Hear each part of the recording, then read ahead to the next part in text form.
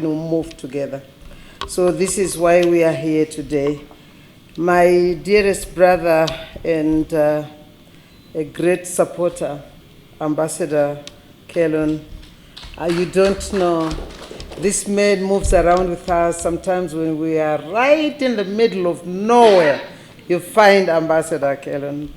There is no other testament to the unwavering commitment you have towards women empowerment. We are very proud, and thank you very much. Team Europe, Maria, you spoke well, and yes, we have a lot of work to do together. This is why we have these interface meetings, because we need to work together. They are truly an important platform for us to share our plans for the ministry, and you can also always give us your input. I want to say, development partners who are there, as you were self-introducing yourself, I was trying to take note of each and everyone who is here. I may have missed one or two, please forgive me. But I know the Dutch Embassy is here represented, Embassy of Ireland is here, Embassy of Switzerland, of course the EU, UNFPA, YIVOS, Zimbabwe Institute, UNICEF, CARE, Zwala, UN Women, of course, Australian Embassy, then Population for Solutions for Health, they're here, Action Aid, we have FAO, Plan International, Zimbabwe Resource Network, SHR Trust, World Food Program, Gender Links, Women's Coalition of Zimbabwe, ILO, SNV, I think Netherlands is also here, GIZ is here, NEC is here, and our media houses are also here. I really am so happy that we are all under one roof talking about the most important topic of empowering women. And clearly, Ambassador, you said it. If we don't succeed in empowering women, we would have failed, whether it's SDG 5, whether it's the vision of this country, Vision 2030, we would have completely failed.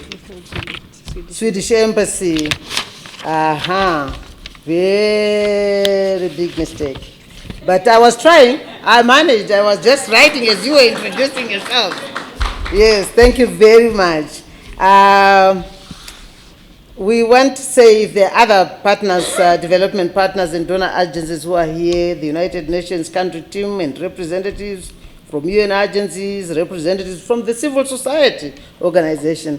This is one thing I'm very proud about when I'm talking, whatever platform, the fact that we are all moving together as civil society, UN agencies, development partners, and our ministry. This really will make us succeed. Believe you me, don't always feel like something is falling over us. Yes, I know I'll go to the topic of the panelists before I go to my paper.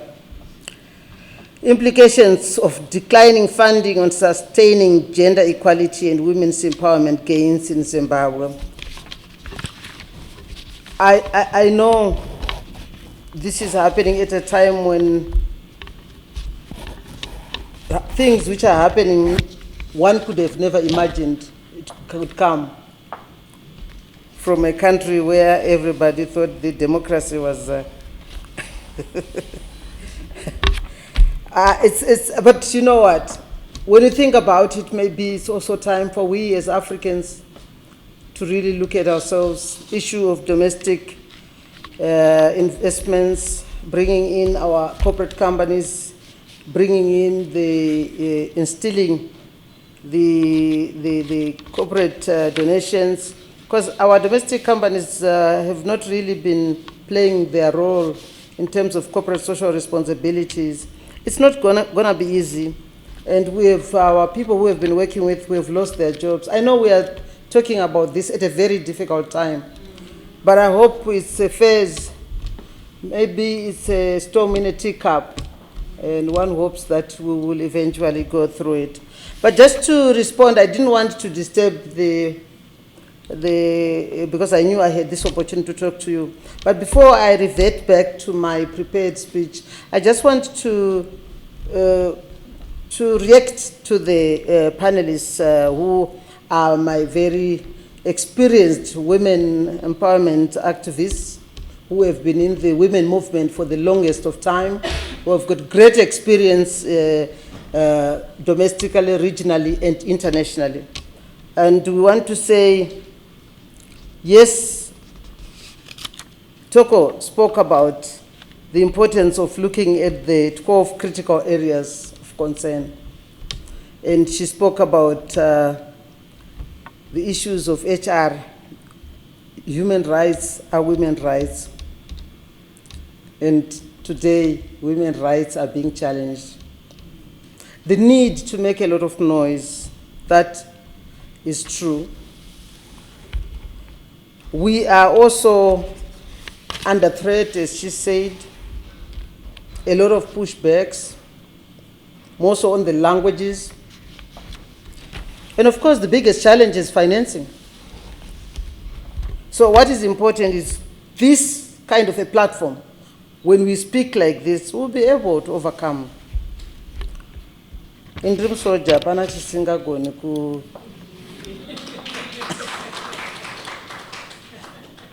I don't believe, I'll never give up. Failure is not an option. We just have to work together. We'll find some kind of a solution. How to come together with permanent representatives in New York, that's given. We are already working with our permanent representative already.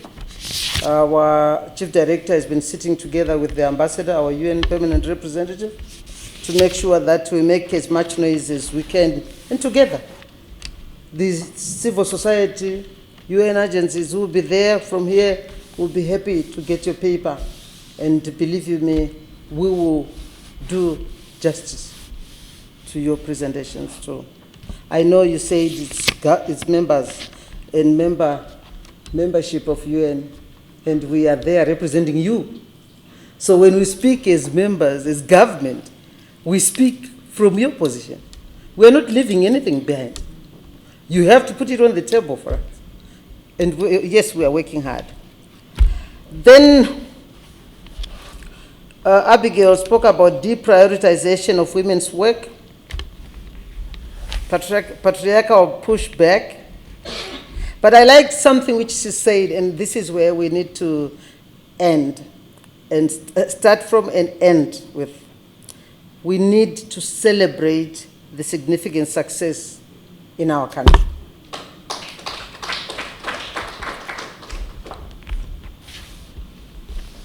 When you move around in this country from the time we started, and you look at the lives our rural women are going through, definitely something has changed. Something has changed. We look forward to a better one. That's why the vision of this country is for an upper middle income society for each and everyone. But we have started to see roads where farmers in the rural areas can at least take whatever they are producing to the market. We're beginning to see clinics closer to the rural people. Of course, we still have to have enough medication, enough doctors, that's true. We're beginning to see more and more children going to school. We're beginning to see awareness campaigns about the evils of early child marriages. We have our structure in our ministry. I just want you to know, we have 2,000 people in the ministry which we are given by government. At provincial level, we've got the 10 provincial development officers, goes down to the district of 61 district development coordinators. And I don't know, so many, I think we have 1,934 wards in this country. So what it means is the government is committed to make sure that there is no one and no place left behind. Awareness campaigns are going on, whether it's our sexual reproductive health rights, whether it's about the issues of early child marriages, GBV. We are beginning to see more and more reports coming from gender-based violence victims, which was never the case.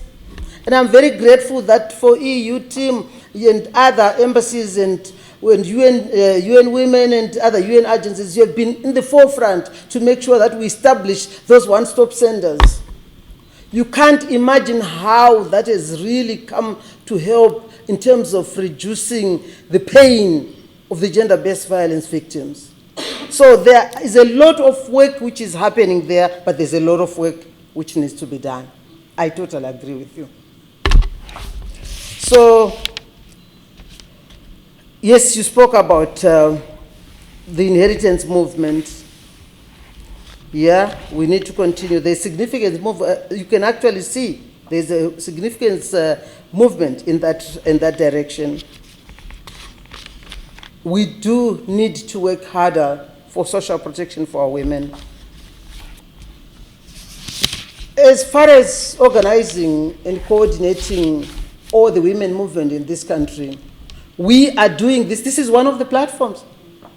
This is why this morning I ran, I don't know, I've changed 3 times. I went to Hirozeka this morning, I was in Blake, I rushed, I removed, I put my overalls, I went to Mbare to see our traders. You know, we had an outbreak at Mbare and we are trying to help our SMEs so that they can start to get their livelihoods back. And I rushed to be here because of the importance of what we're talking about here.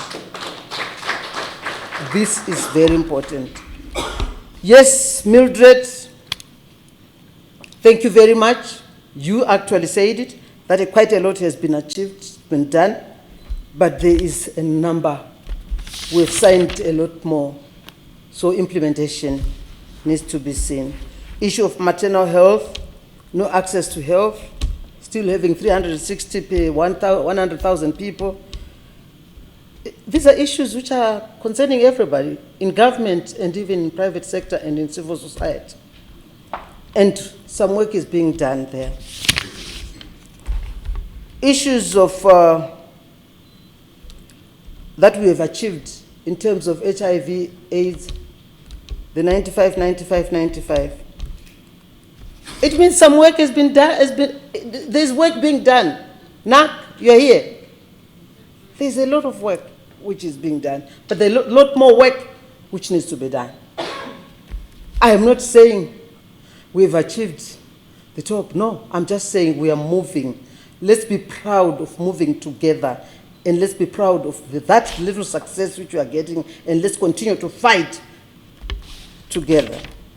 Yes, there is a gap in TRT coverage, and I think this is an issue which Minister of Health is very much seized with, because the young people are driving the numbers up. We will not, or the good thing is that I know there are no parliamentarians here, but you should listen when you listen to debates in Parliament.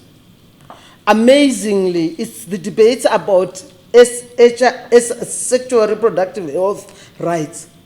It's now being articulated by male champions in Parliament. And it will be good. Sometimes we don't have time maybe to watch those debates. But then you will never be able to see where we are coming from and where we are and how we have tried hard to rewire the thinking of our people. There is some movement.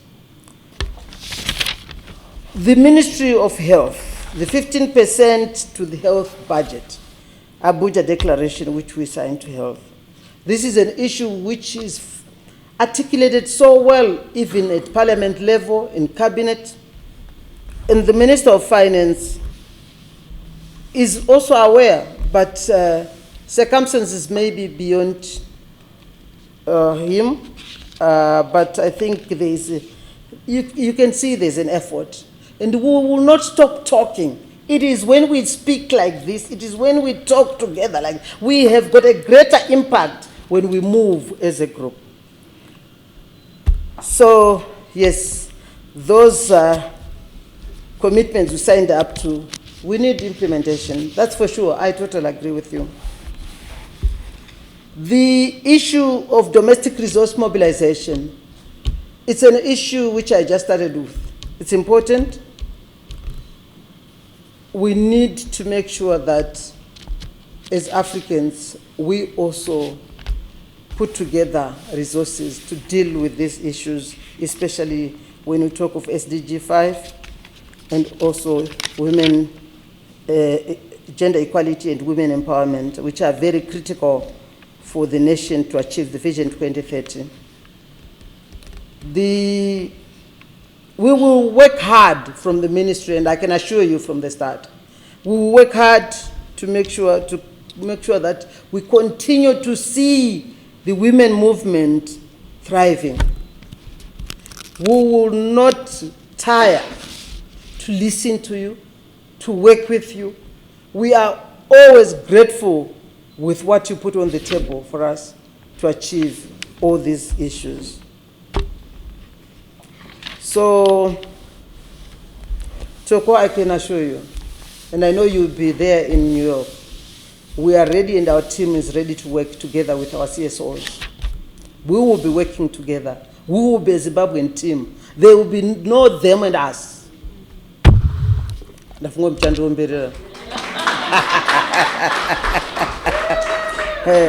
we will ensure that there's a conversation among what you continue to get coalition of the willing, so that we push the agenda. The Addis agreement needs to continue to be pushed. And I'm working very closely with the SADC gender ministers. We will actually be having we had to fight. At one point, we were told the gender ministers meeting, SADC gender ministers of meeting is going to be virtual. And I said, no. I mean, my permanent secretary has to go up and down to OPC to say, no. We want the gender ministers to come here. We want, when we go for SADC summit, we want the gender issues to be right at the top. So they will be coming and we'll be having it. They've approved. The Ministry of Finance have approved. Ministry of Foreign Affairs has approved. We'll be having the gender ministers coming to Harare. So there's a lot of work which is being done. Believe you me, atichiki basa. Atichiki futu criticize bomsachke. Taurai. We want to be better. And if you want to be better, you need to listen to what people are saying. And this is why I'm here. Thank you very much. If you can allow me to go back to my prepared speech. I'm honored to address you at this 2025. This is the first Gender Equality and Women Empowerment Development Partners Engagement meeting. And we value these. These interface meetings are very, very important, because it provides that platform where we can share our vision with you, and you also tell us what you think. So we will continue to do this. It's not the first one, neither is it going to be the last one. We will continue. This gathering marks an important step in sustaining dialogue and collaboration on gender equality and women's empowerment, with the aim of fostering a deeper understanding of our shared objectives, aligning our efforts together, and mobilizing resources towards our collective results. As we reflect on 2024, it is evident that through 2024, we had challenges, but through your support, the people who are in this room, I mentioned you, that's why I said I took note of it, because I appreciate the support. We are grateful for the support. And through that support and your collective efforts, we recorded significant strides in the gender equality and women empowerment landscape. Notable achievements in 2024 include: 1, development of national guiding policy documents such as the National Gender Policy and the National Gender Machinery Coordination Framework, as well as the launch of the United Nations Resolution 1325 on Women, Peace and Security Action Plan, a very valuable instrument for safeguarding women's rights and gender equality in the context of peace and security. I was quite happy when I went to the United Nations in June, and we were one of the few countries who have done this. So, msazitarisire pasi kako man. Handiteli. Thank you. Upscaling of lobbying and advocacy initiatives, we've seen those. And these have been done to promote and strengthen women's participation in leadership and decision-making positions at various levels, with the key being the High-Level Women in Leadership Summit, which culminated in the development of a communique containing key recommendations on increasing women's participation in politics and decision-making. This was historic. We had a lot of women from the private sector thanking the ministry and all the stakeholders. They were happy that at least a home had been created for them where they can come. When we look at gender inequality, we think it's just in the public places, but it's also in the private sector. And so we are working with those women. We also succeeded in conducting gender and climate change coordination engagements meetings. That was done. And then the fulfillment of government statutory obligations, including the participation of Zimbabwe at the statutory meetings, compilation and submission of state party reports, key among them being the Beijing Plus 30 report. That was done. These processes are critical in tracking progress, reviewing progress, benchmarking, and setting standards on gender equality and women empowerment. For example, this was done during 2024. Africa Union STC meeting, that's in Addis Ababa, on gender and women affairs. We were there as a country. We considered, together with our other gender ministers of Africa, we considered and adopted the Africa Union Convention on Ending Violence Against Women and Girls, which aims to create a context-specific accountability mechanism to combat violence against women. We will not stop fighting for it. We will not stop fighting for what is in that agreement. We also strengthened the institutionalization of gender mainstreaming through capacity building programs of line ministries and other MDAs on gender mainstreaming and gender responsive budgeting. I'm not trying to,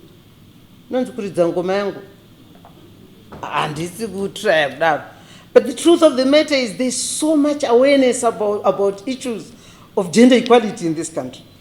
We now have he for she champions. When they speak, sometimes as women, you actually sit down because they do it so well. They are so aware of the evils of early child marriages. They are so aware of evils of gender-based violence. The chiefs, all the traditional leadership, all the religious leaders, we have achieved some, but we have a lot of work to do.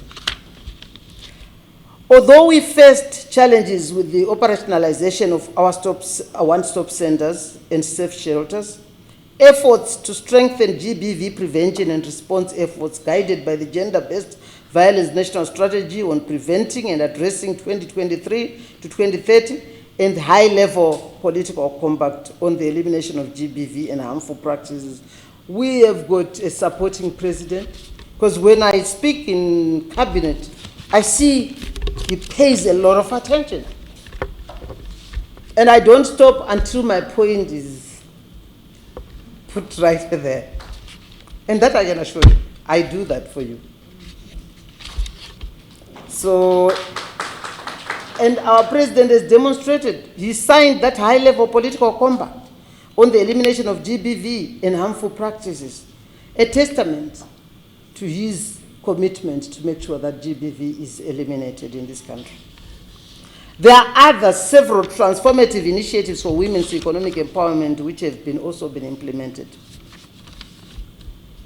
It has been a long day. Thank you. Thank you very much.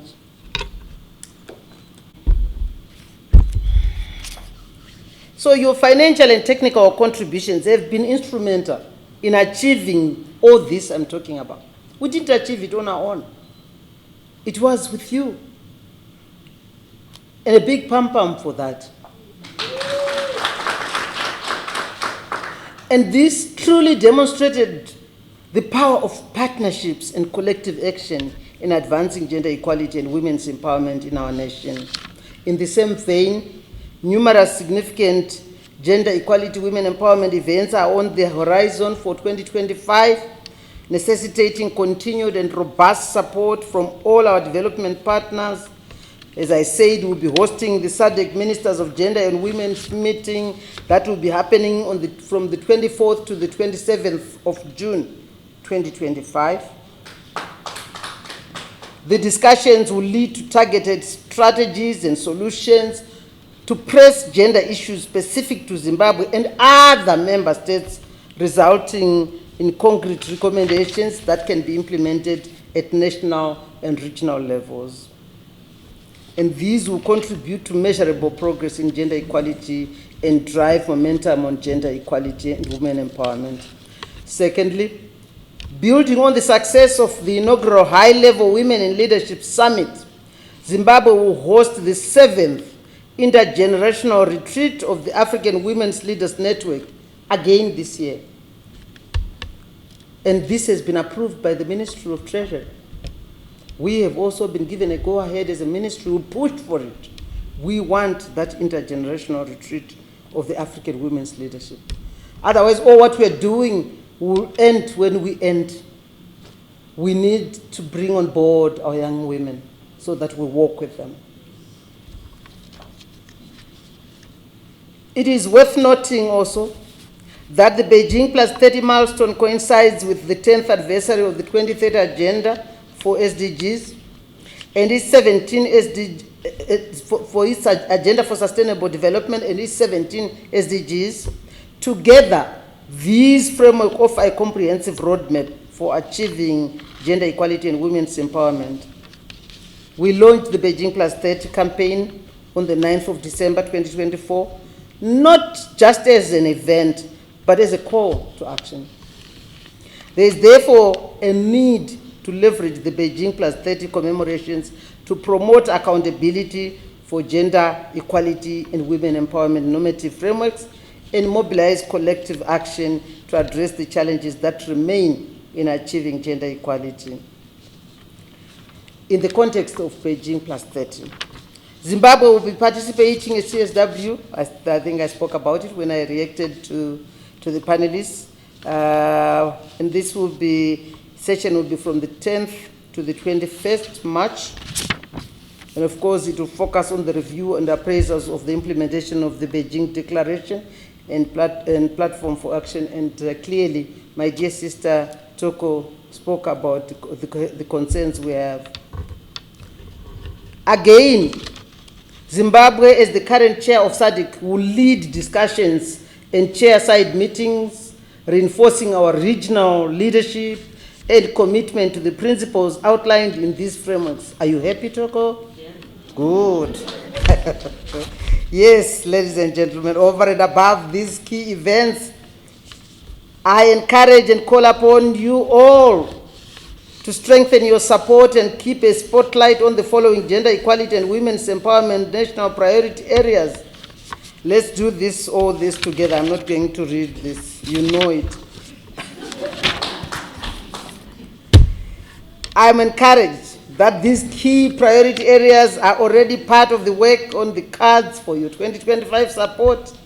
However, I would like to stress the importance of also focusing on the statutory activities, which I mentioned above, and most of the time I see you there. As I conclude, ladies and gentlemen, allow me to reiterate the government's commitment to the advancement of gender equality and women empowerment. With your support, my ministry in its leadership and coordination role on gender equality and women empowerment will continue to work tirelessly to ensure that the goal of gender equality and women empowerment is a reality. Together, we'll get there. We will not give up. Challenges are there, but we will continue together. I thank you.